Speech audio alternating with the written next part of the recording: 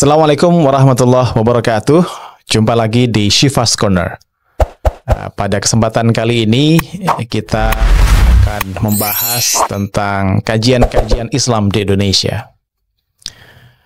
Menurut Anda, kira-kira kenapa sarjana luar negeri itu tertarik untuk membahas atau mengkaji tentang Islam di Indonesia atau tentang agama di Indonesia?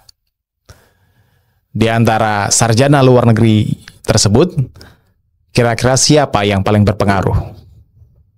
Mungkin yang terbetik dalam benak Anda adalah Benedict Anderson yang mengkaji tentang bagaimana tumbuhnya nation atau bangsa dalam bukunya The Imagined Communities, gitu. Mungkin yang lain menyebut Clifford Geertz dalam bukunya The Religion of Java yang memberi pengaruh sangat kuat juga untuk mendeskripsikan bagaimana sih keagamaan di Jawa itu atau di Indonesia pada umumnya. Ada yang disebut sebagai trikotomi abangan, santri, dan priyayi. Nanti sedikit juga akan kita ulas. Atau yang lain barangkali menyebut Martin van Bruynesen yang mengkaji tentang khazanah kitab kuning di pesantren-pesantren di Indonesia, dan masih banyak lagi sarjana-sarjana yang lain. Tapi yang tidak kalah berpengaruh adalah seorang sarjana dari Jepang bernama Mitsuo Nakamura. Beliau setelah mengenyam pendidikan di Jepang, terus kemudian menyelesaikan doktoralnya di Ithaka, di Universitas Cornell University di New York, di Ithaka, dan melakukan penelitian yang sangat mendalam di Kota Gede, Yogyakarta. Beliau bercerita, kemarin saya baru saja bertemu dalam bedah buku tentang bukunya yang ini. Nanti kita akan bahas mengamati Islam di Indonesia tahun 1971 sampai 2023. Kajian Antropologi Budaya Profesor Emeritus Mitsuo Nakamura. Beliau bercerita bahwa awalnya datang ke Jogja, ke Kota Gede, terinspirasi oleh kajian-kajian orang lain tentunya, dan beliau tertarik untuk mengkaji bagaimana Kota Gede sebagai sebuah kota yang pernah menjadi ibu kota Mataram, terus kemudian tidak lagi menjadi ibu kota, tapi dalam setting yang masih tradisional, kira-kira begitu, yang tidak terpengaruh atau tersentuh oleh perdagangan atau kolonisasi Jepang, industrialisasi Belanda pada penjajah pada saat itu. Beliau ingin melihat sejarah sosial masyarakat Kota Gede yang secara komunitasnya adalah masyarakat tradisional, gitu. Bagaimana perkembangannya setelah tidak lagi menjadi ibu kota Mataram. Nah, tapi setelah sampai di sana mengumpulkan banyak data, gitu, Pak Mitsuo Nakamura ini tertarik dengan satu fenomena ternyata yang disebut sebagai masyarakat tradisional di Kota Gede tadi itu. Ketika dan beliau karena penelitiannya antropologis, dia wajibkan oleh supervisornya itu untuk berkenal atau mengenal nama dari masyarakat Kota Gede 200 orang, harus tahu nama, penyebutannya bagaimana, dan riwayat hidupnya seperti apa, kira-kira begitu.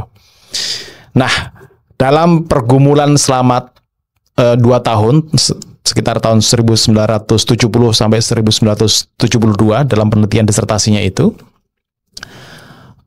beliau sering bertemu dengan satu kelompok masyarakat atau orang yang aktif dan rajin bertemu dalam pertemuan-pertemuan, entah dalam konteks masyarakat pada saat itu atau dalam konteks juga penelitiannya Pak Mitsuo Nakamura, maksudnya pertemuan-pertemuan informal, para pedagang kah, RT kah, komunitas masyarakat di situ kah, gitu.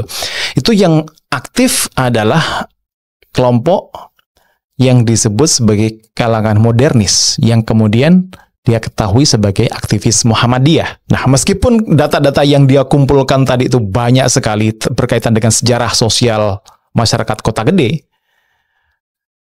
Tapi beliau di lapangan menemukan konteks Muhammadiyah itu yang juga tak kalah menarik untuk diteliti.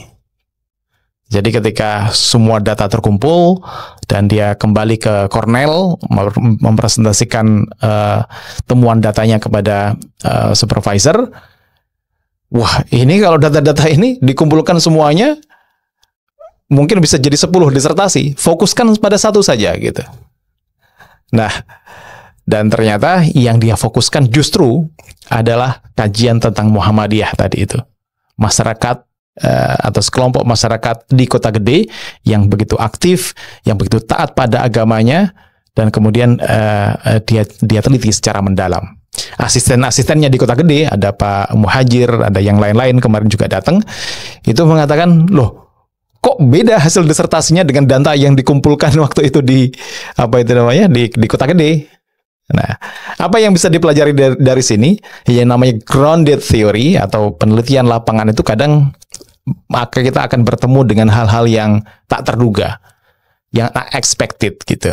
Dan kita harus bersiap-siap dengan itu. Dan itu menariknya. Data dari lapangan tadi dia tulis dan dia presentasikan.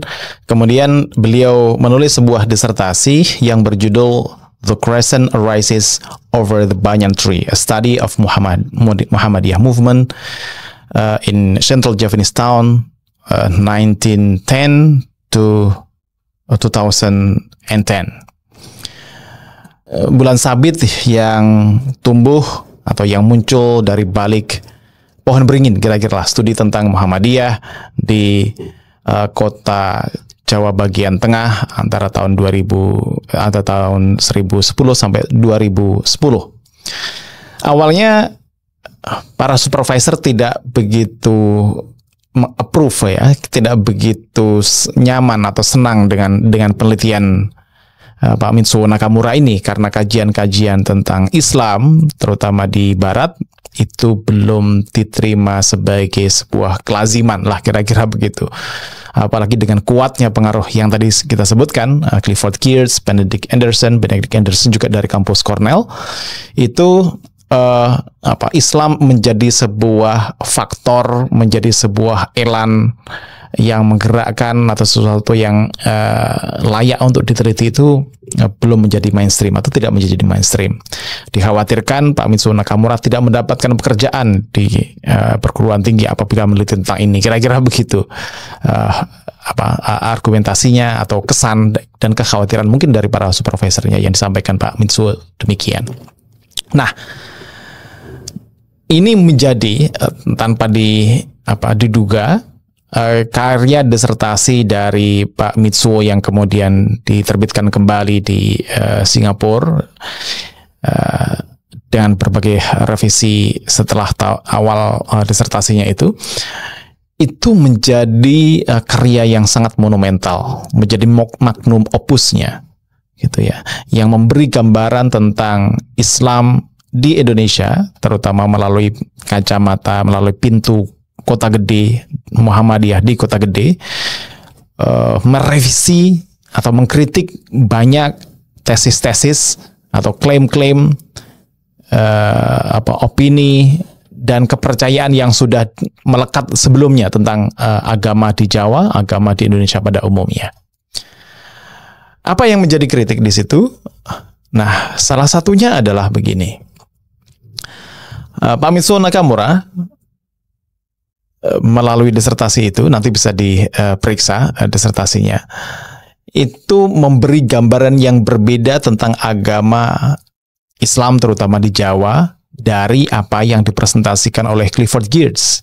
Seakan-akan Clifford Geertz itu memberi gambaran bahwa meskipun secara formal kebanyakan orang Jawa itu beragama Islam, tapi Islamnya nominal saja, Islamnya KTP saja. Itu berdasarkan penelitiannya di Mojokuto atau Pare, Jawa Timur, sekarang disebut Pare. Nah, misalnya tadi itu orang Abangan masih ada unsur Hindunya di sana. Praktek-praktek Hindunya masih sangat kentara. Priai juga begitu. Meskipun dari kalangan bangsawan, tapi ada unsur Hindu-Buddhisnya di dalam cara keagamaannya. Santri yang kebanyakan didominasi oleh para pedagang, meskipun lebih kental suasana keislamnya, tapi tidak bisa dilepaskan juga dari unsur-unsur kejawaan lah gitu, kehinduan, praktek-praktek yang tidak islami gitu. Misalnya praktek selamatan, praktek macam-macam lah, peringatan orang mati, bukan tahlil ya. Ada upacara-upacara panen dan segala macamnya itu masih diselenggarakan oleh orang-orang ini. Nah, dalam pengamatan, penelitian dan temuan dari Pak Mitsuo Nakamura tentang Muhammadiyah di Kota Gede itu beliau menemukan bahwa tidak seperti argumen dari Clifford Geertz. Ternyata dari apa yang tampaknya sebagai Jawa tadi itu, agama Jawa tadi itu sebenarnya punya etos, punya intisari ajaran yang dapat dirujuk, rujukannya itu source-nya, sumbernya itu dari Islam. Misalnya istilah selamatan itu kan ada unsur keislaman yang kuat yang bisa dilacak sumbernya dalam khazanah Al-Quran dan hadis dan segala macamnya. Termasuk ketika informan-informan yang diwawancara oleh Geertz merujuk pada Quran dan hadis, Geertz tampaknya agak enggan melacak jauh ke sumber-sumber asli keislaman baik Quran maupun hadis, karena itu tidak dipelajari oleh antropolog pada saat itu. Pak Nakamura ya melacak itu karena itu adalah keharusan, karena ada akar sumbernya itu dari ajaran-ajaran keislaman, dan itu yang beliau temukan di gerakan Muhammadiyah di Kota Gede pada saat itu. Jadi garis bawahnya adalah bahwa meskipun ada permukaan Jawa, tapi sumbernya, akarnya ada keislaman, ada ajaran Islam di sana, dan itu yang luput dilihat oleh para antropolog sebelumnya, termasuk di dalamnya adalah Clifford Geertz. Nah, demikian pula ketika penelitian di Kota Gede itu, Pak Mitsuo Nakamura juga mengajak istrinya yang sedang mengerjakan tesis S2 kalau tidak salah, Bu Hisako, meneliti tentang kasus-kasus perceraian di Kota Gede. Dan kalau peneliti-peneliti yang lain memfokuskan pada sisi eksternal dari agama, misalnya, perceraian itu diurus di kantor urusan agama atau di peradilan agama, dicatat, jumlah yang cerai sekian, yang kawin sekian, dan segala macamnya. Unsur data-data yang sifatnya kuantitatif atau hal-hal yang sifatnya luaran, institusi, terus kemudian nama, simbol keagamaan, itu yang diteliti oleh para peneliti sebelumnya, termasuk kalangan yang dikritik oleh Pak Mitsuo Nakamura di dalam buku ini, ya disebutnya sebagai kalangan eksternalis. Masuk di dalamnya adalah Peter L. Berger, gitu ya, yang cenderung meneliti agama itu dari sisi institusi, lembaga, dan bagian luar dari agama. Tapi yang juga luput oleh kalangan ini adalah ternyata di Kota Gede orang-orang yang datang ke peradilan agama mengurus perceraian, datang ke KUA ngurus perkawinan, bahkan dari kalangan yang disebut oleh Geertz sebagai abangan, itu menggunakan bukan hanya terma, tapi juga terma dan spirit ajaran agama, gitu. Istilah talak, nikah, apa saja syarat dan rukunnya dan segala macam, menggunakan cara-cara agama Islam. Artinya apa? Orang kalau mau meneliti tentang agama Islam di Indonesia juga mesti paling tidak belajar fikih Islam, gitu. Jadi kajian Islam diperlukan di situ. Nah, itu beberapa hal yang menjadi sumbangan dari Pak Mitsuo Nakamura tentang perlunya juga kajian Islam melengkapi pengetahuan tentang teori-teori antropologi untuk memahami manusia atau masyarakat Indonesia, Islam Indonesia. Nah, itu adalah, dan itu ada juga ringkasan-ringkasannya di sini yang kemudian beliau istilahkan sebagai antropologi peradaban. Nah, Di buku ini ada contoh seperti itu. Dan sebagai upaya untuk juga sebagai upaya untuk memasukkan aspek tadi itu, Islam, memahami Islam tidak hanya dari sudut pandang luarannya saja, simbolnya saja, institusinya saja tadi itu. Pak Mitsuo Nakamura juga kemudian mencoba cara-cara kajian keagamaan dalam tanda kutip, maksudnya berusaha menguasai bahasa Arab, basic, dasar-dasar ajaran Islam gitu. Bagaimana perilaku para pemeluknya, membandingkannya dengan tradisi yang lebih besar, bukan hanya masyarakat di kota gede, tapi juga masyarakat Indonesia secara keseluruhan atau masyarakat Muslim secara keseluruhan di dunia. Nah, untuk itu beliau misalnya mengkaji unsur-unsur sufi di dalam Muhammadiyah yang tadinya dilihat sebagai sebuah organisasi modernis yang agak cenderung rasional, menghindari hal-hal yang disebut sebagai TBC atau tahayul bid'ah dan khurafat, tapi juga ada unsur-unsur sufisme di dalamnya. Nah, itu beliau kupas juga di dalam buku ini. Unsur-unsur sufi di dalam Muhammadiyah tentang nafsul amarah, nafsul lawamah, nafsul mutmainnah yang dipraktekkan oleh para tokoh-tokohnya. Masuk di dalamnya adalah Kiai A.R. Fakhruddin, Kiai Abdul Qahar Muzakir yang menjadi pahlawan nasional, yang juga menjadi salah satu founding fathers bangsa Indonesia gitu. Nah, misalnya dilambangkan dengan juga sifat-sifat sabar, ikhlas, sederhana. Itu adalah contoh-contoh kesufian yang ada di dalam Muhammadiyah.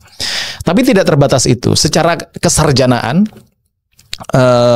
Pak Mitsuo Nakamura juga melakukan satu studi tentang tokoh Islam di Indonesia awal-awal, namanya Hamzah Fansuri. Karena sudah tidak ada yang tertinggal, beliau sudah meninggal dan kemudian nggak ada teksnya. Kalau antropologi kan biasanya cenderung meneliti orang yang masih hidup, berinteraksi dengan mereka, dan kemudian data-data dari mereka yang kemudian didapat. Kalau Hamzah Fansuri kan tidak mungkin. Nah, beliau melakukan penelitian berbasis teks, berbasis naskah, berbasis manuskrip, yang mungkin agak jarang dilakukan oleh kalangan antropolog. Ini adalah juga khas kajian Islam, salah satunya kajian sejarah intelektual Islam, sejarah pemikiran Islam. Dan menurut beliau ini adalah sesuatu yang baru, membuat saya punya banyak PR atau homework untuk menaklukkan istilah-istilahnya, kajian naskahnya, yang ternyata punya the whole different methodology, yang punya metodologi yang berbeda dengan antropologi.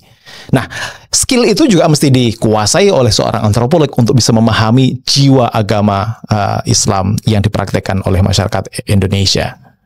Nah, itu adalah beberapa aspek yang disajikan bagaimana Pak Mitsuo Nakamura ini dalam konteks memahami, mempelajari Islam di Indonesia, mencoba mengkombinasikan antara tradisi atau keilmuan antropologi dengan tradisi kajian keilmuan berbasis Islam, baik memahami Quran, hadis, bahasa Arab, termasuk kajian teks pada Hamzah Fansuri tadi itu, dan pengamalannya pada tokoh-tokoh seperti Kiai Haji A.R. Fakhruddin dan Kiai Abdul Qahar Muzakir. Nah, itu adalah kontribusi dari Pak Mitsuo Nakamura. Dari situ kemudian, karena tadi itu yang akan dilihat bukan hanya tradisi kecil di kota gede, Muhammadiyah di kota gede, tapi juga tradisi besar Islam secara keseluruhan. Pak Mitsuo Nakamura tidak membatasi kajiannya hanya pada Muhammadiyah, tidak pada kota gede, tapi pada Islam Indonesia secara keseluruhan. Nah, nanti bisa dibaca di sini bagaimana rekaman karya-karya beliau, tulisan-tulisan pendek beliau dari tahun 1971 sampai 2023, mempelajari hampir di setiap muktamar itu membuat tulisan, muktamar NU maupun Muhammadiyah, tentang mempelajari dan mengamati tentang fenomena NU dan Muhammadiyah. Artinya tradisi kecil di kota gede, tidak bisa dilepaskan dari tradisi besar Islam Indonesia yang diwakili dua organisasi mainstreamnya, yaitu NU dan Muhammadiyah. Dalam konteks kajian NU dan Muhammadiyah, beliau berkenalan dengan berbagai macam tokoh dari NU maupun Muhammadiyah, plus juga para ilmuwan-ilmuwan sosial. Beliau termasuk orang pertama yang mungkin dari luar negeri yang terlibat dalam pelatihan ilmu-ilmu sosial di Indonesia, yang kantornya dulu ada di Aceh, di Makassar, di Jakarta, dikomandoi oleh Pak Mukhtar Bukhari. Beliau juga berkenalan dengan Pak Sujatmoko, intelektual yang sangat berpengaruh di masa Orde Baru, yang pernah menjadi rektor Universitas PBB di Tokyo. Beliau punya perkenalan dan pergaulan yang sangat luas dari tokoh agama, tokoh ilmuwan, lintas lintas madhab, lintas disiplin gitu. Dan setelah mengamati itu semuanya, paling tidak yang bisa kita ambil gitu ya, kita ambil pelajaran dan masukan-masukan dari Pak Mitsuo Nakamura adalah, satu, ya orang antropologi atau ilmuwan sosial pada umumnya, kalau mau mempelajari Indonesia harus juga literate, harus juga faham kajian Islam, agama yang dianut oleh mayoritas masyarakat Indonesia gitu. Demikian mungkin sebaliknya, ketika Pak Mitsuo Nakamura ini bertemu dengan Pak Amir Abdullah, mantan rektor UIN Yogyakarta yang sekarang menjadi anggota BPIP di Jakarta sana, itu beliau menulis satu buku judulnya Islam Historis, Islam Normatif dan Islam Historis. Bagi para pengkaji normativitas Islam atau aspek-aspek Islam yang normatif, ajarannya, teksnya dan segala macamnya, juga jangan lupa untuk mengkaji ilmu-ilmu sosial sebagai alat bantu untuk memahami masyarakatnya. Misalnya di sini Pak Mitsuo Nakamura juga merekomendasikan organisasi seperti Muhammadiyah untuk bisa meluaskan dakwahnya mesti paham ilmu-ilmu sosial juga gitu. Sebagai sebuah gerakan sosial kan perlu ilmu-ilmu sosial gitu. Dan percakapannya dengan Pak Mitsuo Nakamura, salah satunya kan orang seperti aktivis Muhammadiyah seperti Allahyarham Pak Kunto Wijoyo merumuskan satu ilmu sosial profetik gitu ya. Itu adalah kombinasi ilmu sosial dengan spirit keagamaan, atau sebaliknya, apa yang dia sebut sebagai saintifikasi Islam. Islam harus menjadi ilmu pengetahuan juga gitu. Oke, itu adalah tentang Pak Mitsuo Nakamura. Saya nggak mau men-spill terlalu banyak apa yang ada dalam buku ini, karena basah sekali, kaya sekali, daging semuanya. Lebih baik segera dimiliki dan menjadi konsumsi Anda pribadi, keluarga, maupun masyarakat luas, karena banyak sekali inspirasinya. Demikian, terima kasih. Mudah-mudahan bermanfaat. Kita jumpa lagi di Shifa's Corner berikutnya. Assalamualaikum warahmatullahi wabarakatuh.